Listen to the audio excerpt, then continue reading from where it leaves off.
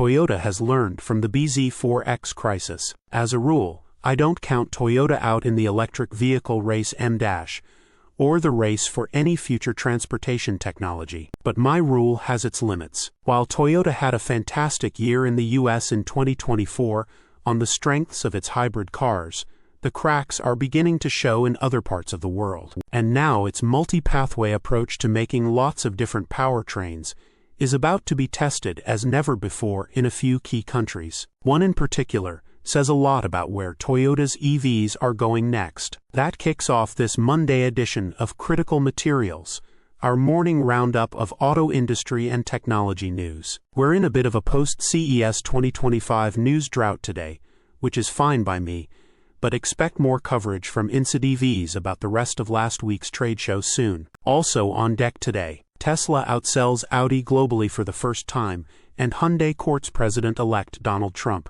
who steps into the White House again in 1 week. Toyota is one of the few remaining automakers that truly operates at a global level with the scale to provide different cars to different parts of the world. Japan gets fuel-sipping city cars, America gets trucks like the Tacoma and Tundra, the Middle East and Africa get old-school diesel Land Cruisers. You get the idea. It has internal combustion cars, hybrids, and hydrogen vehicles, though the latter isn't really working out. One area where Toyota knows it's deficient is purely electric vehicles. Company executives seem to be acknowledging this white space more and more, as they did to insideevs at CES just last week. Toyota may have the R&D, capital, and infrastructure to make many different kinds of cars without committing to one single solution, but it doesn't want to lose sales. And it is in China right now. But there are other places where the EV revolution is also in force. One of them is Norway,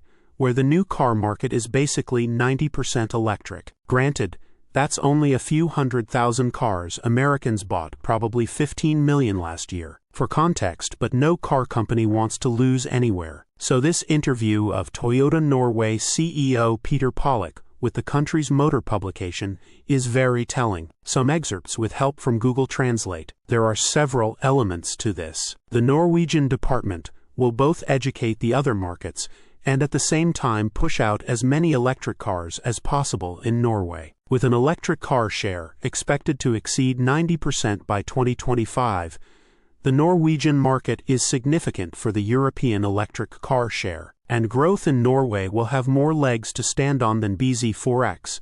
There is a 100% electric focus in Norway. We no longer care how many hybrids we sell here. They can be sold elsewhere, where it is possible to make money from them. This simply means that Pollock would prefer to avoid selling anything other than electric cars. At least 80% of Toyotas delivered in Norway in 2025 should be electric. We have learned from the bZ4X crisis, he says, guaranteeing that the upcoming models will have battery preheating, a good route planner, and generally electric car technology that is expected in today's market. The new cars will be suitable for Norwegian use when it comes to charging, and they will be available with four-wheel drive. The bZ4X crisis refers to the same criticisms US and European EV shoppers have of Toyota's primary electric offering. Its range, price, charging, and software specs are already uncompetitive and getting outclassed by new entries all of the time. In the case of Chile, Norway,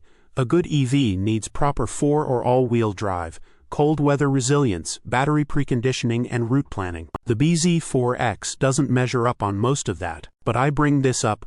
Pollock's comments do matter to the rest of the world. If what the CEO says is true, then Toyota's clearly working on this stuff. It has high hopes for the new urban cruiser compact electric pictured above, and has several new EV models planned globally for 2026 and beyond. Some of those EVs will assuredly be Europe-specific, and it will likely continue leaning on local partners in China. But more and more, the message is clear. Even if Toyota doesn't envision an all-electric future as other carmakers do, it can't let EVs be some afterthought anymore. And in the US, people certainly want good electric options from this trusted brand. Source, reposted and summarized from @insideevs.